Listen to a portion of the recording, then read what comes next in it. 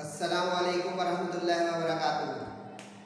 उम्मीद है आप सब खैरियत, तंदुरुस्ती और आफियत के साथ होंगे। आप देख रहे हैं मेरा और अपना YouTube channel JJC by sir Jawad. मैं हूं जवाद अख्तर। आज की lecture video second year maths chapter 7 straight line के 7.3 का लेक्चर है। पहला पार्ट है इसका। इससे पहले मैं आपको 7.1 और 2 करा चुका हूँ। तो शुरू करते हैं। बिस्मिल्लाहिर्रहमानिर्रहीम। 7 चैप्टर जो है वो स्ट्रेट लाइन के मुतालिक है। मुख्तलिफ चीज़ें आ रही हैं स्ट्रेट लाइन से मुतालिक।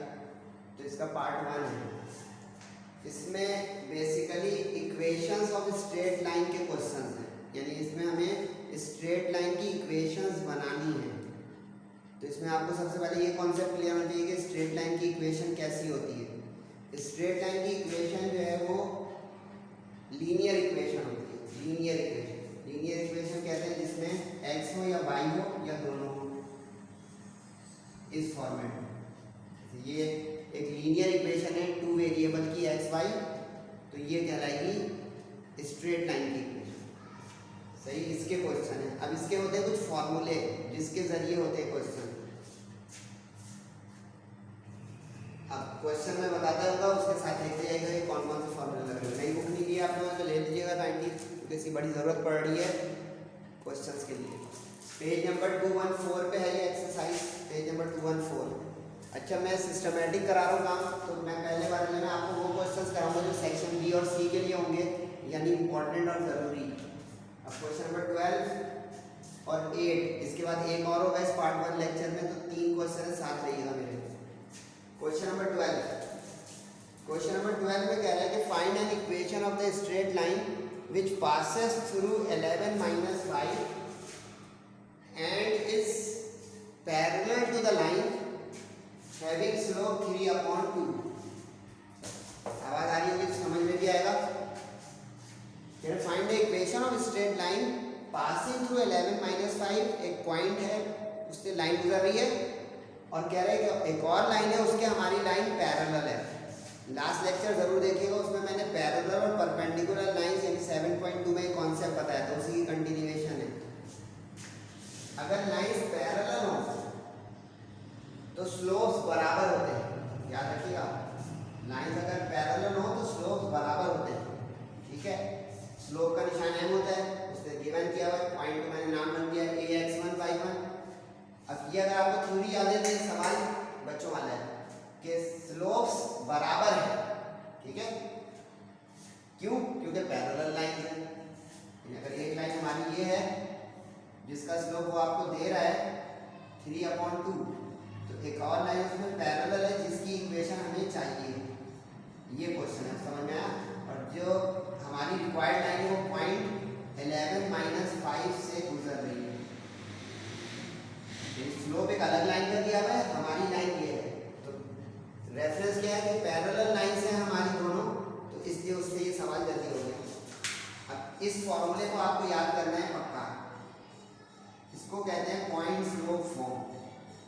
पॉइंट स्लोप फॉर्म यानी एक पॉइंट दिया हो किसी लाइन का और स्लोप पता हो। जैसे हमने इस पैरेलल की वजह से स्लोप मालूम कर लिया, तो अब इसका नाम हमने रख दिया m1। तो यहाँ पे वो निशान यूज करेंगे जो हमारी लाइन का स्लोप है, m1 यूज कर दिया 3/2। अब क्रॉस मल्टीप्लाई करें, 2 1 जा 2 5 जा 3 1 जा 3 11 जा, x एक तरफ गिनतियां एक तरफ, सारी सॉल्व करा के इक्वेशन ऑफ स्ट्रेट लाइन। देखा आपने x y और गिनती की शक्ल में इक्वेशन आ गई, तो कहेंगे ये स्ट्रेट लाइन की इक्वेशन आ गई। आसान सवाल था, आगे बढ़े।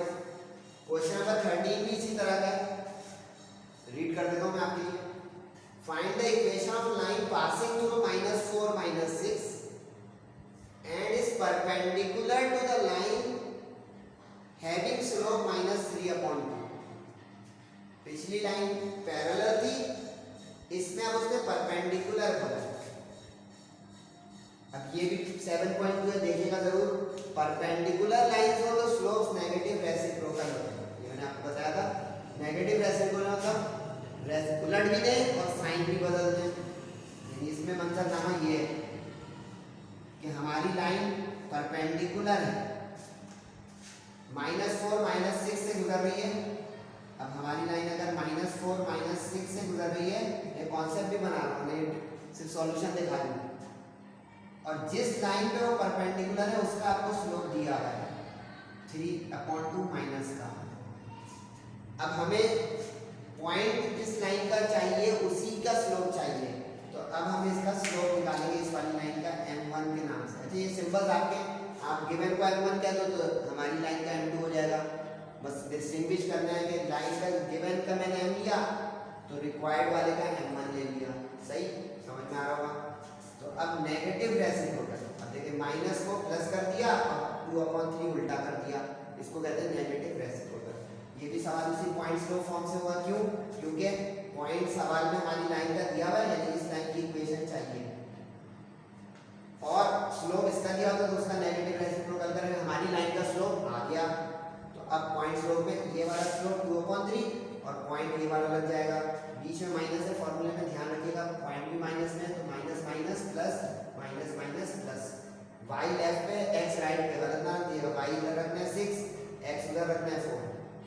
ठीक, क्रॉस मल्टीप्लाई 3 1 3 6 18, 2 1 2 4 8, समझ में आ रहा है। अब एक तरफ करते हैं, x पॉजिटिव रखिएगा तो उधर ले गया मैं, 3y उधर माइनस 18 उधर माइनस 8 में से 18 गया -10 आंसर है। इसमें भी यही किया था मैंने, 3x उधर रखा तो 2y इधर ले आके माइनस किया था। समझ में आ रहा होगा, दो सवाल आसान हो गए। तीसरा सवाल भी है, तीसरा सवाल थोड़ा लेंदी इसलिए होगा कि मुश्किल है सवाल, पढ़ देता हूँ आपके लिए। क्वेश्चन नंबर 8 है ये। क्वेश्चन नंबर 8 में लिखा हुआ है कि find the equation of the perpendicular bisector of the segment joining. Find the equation of the perpendicular bisector, perpendicular ये उल्टा डी का निशान परपेंडिकुलर का होता है, क्योंकि परपेंडिकुलर इसी तरह का बनता है ना, perpendicular, perpendicular bisector of the segment joining these two. अब ये सवाल में दो बातें आ रही हैं, परपेंडिकुलर तो पिछले सवाल में भी था, इसमें भी है, ये तो कॉमन हो गया। बाइसेक्टर, अगर आप लोगों ने मेरे साथ 7.1 का लेक्चर लिया हो, रेशियो और सेक्शन फॉर्मूला, उसमें मैंने ट्राई सेक्शन बाई सेक्शन का लफ्ज एक दफा बयान किया था, उसको जाके देखिएगा। तो बाइसेक्टर, बाइसेक्टर होता है मिड पॉइंट वाला, बीच में जो हो।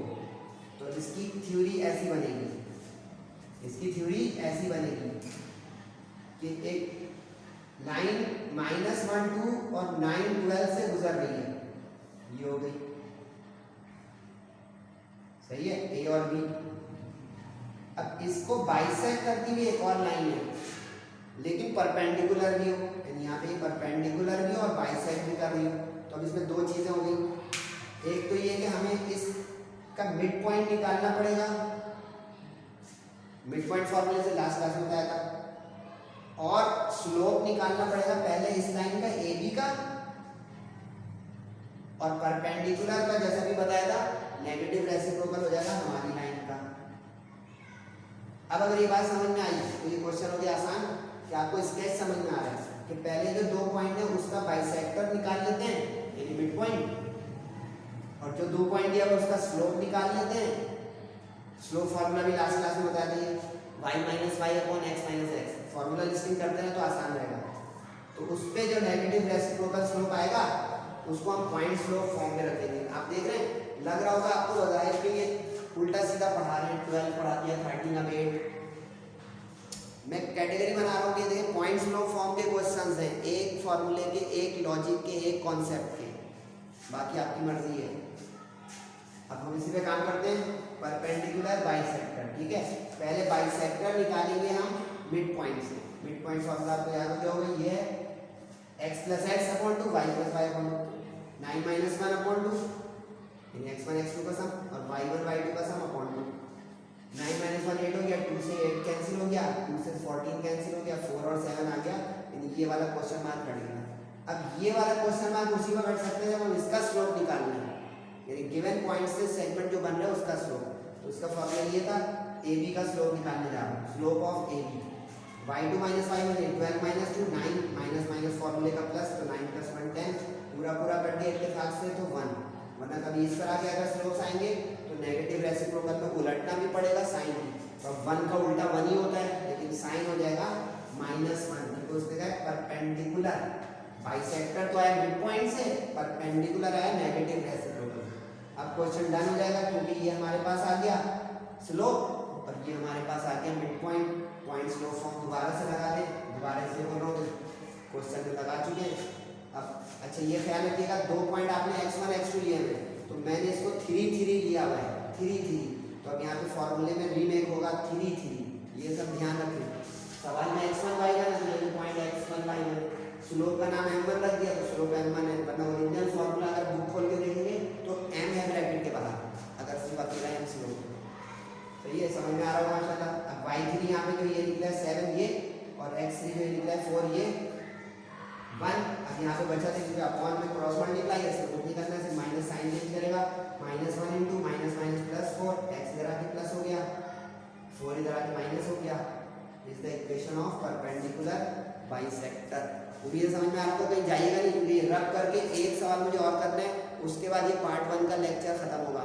तो ज़रूर इसका लेक्चर शेयर करें, लोगों से बताएं, बात करें और मुझे भी बताएं। कहीं जाइएगा नहीं, रब करके फिर आप होंगे।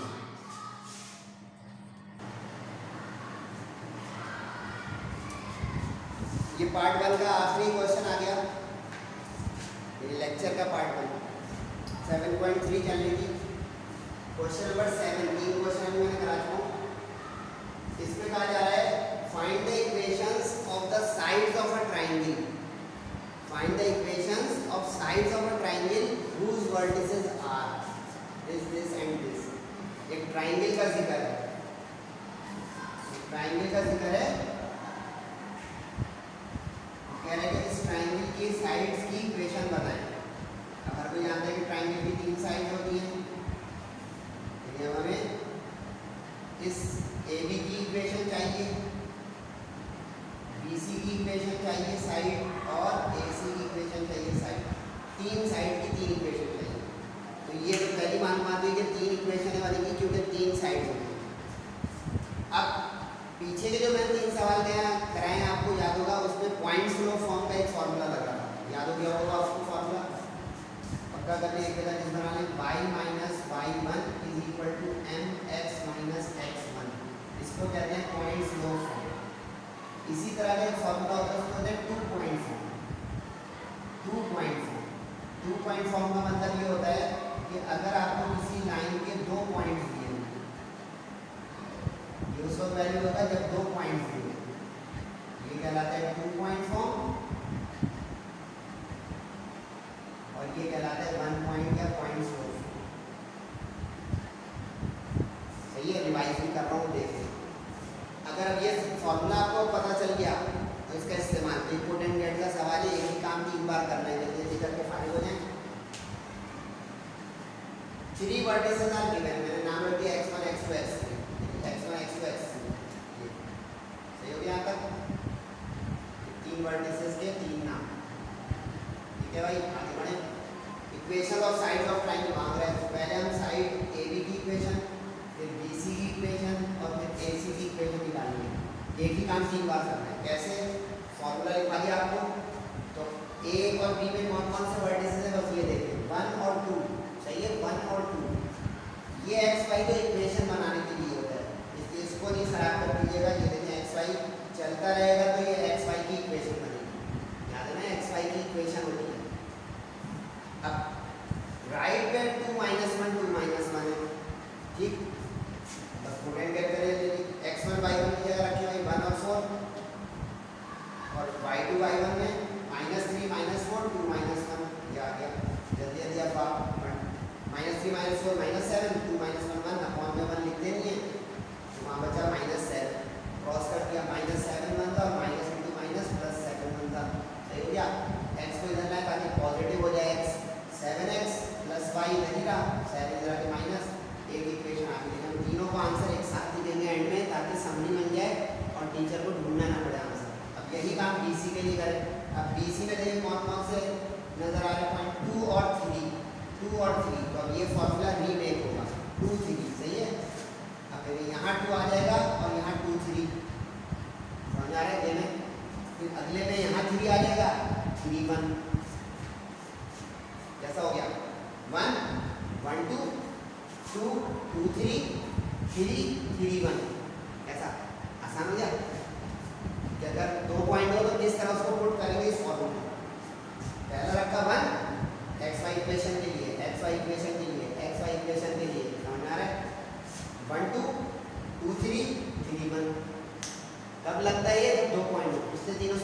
नहीं लगा सकेंगे क्योंकि उसमें एक पॉइंट था। रिवाइज करते हैं, अब जल्दी जल्दी इसमें 2 3 पुट करते हैं। 2 3 इधर तो 2 2 है, 2 माइनस 3 सही, फॉर्मूले में माइनस है तो ये माइनस का 3 मिलकर प्लस 3 हो गया।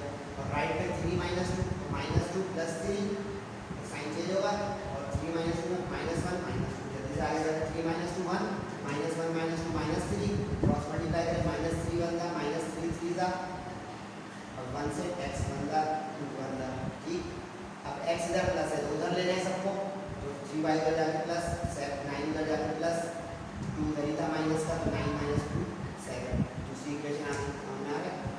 अब तीसरे में 3 1 क्योंकि a और c की इक्वेशन है, तीसरी साइड की इक्वेशन। अब 3 1 पुट करें, 3 क्या है माइनस 1 माइनस 2 फॉर्मूले का माइनस की वजह से हो गया 1 2 माइनस माइनस प्लस और 3 इधर 1 3 है तो 4 प्लस 2 और 1 प्लस 1 क्लियर।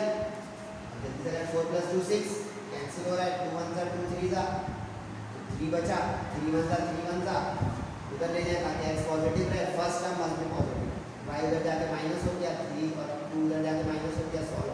तीनों आंसर एक जगह लिख दिए, 1 2 3 are the required equations of sides of triangle. उम्मीद है आप लोगों को समझ में आ रहा होगा। इसका पार्ट 2 देखना मत भूलिएगा क्योंकि वो इससे भी कीमती है, क्योंकि उसमें हम अगली फॉर्म ऑफ इक्वेशन इंशाल्लाह करेंगे।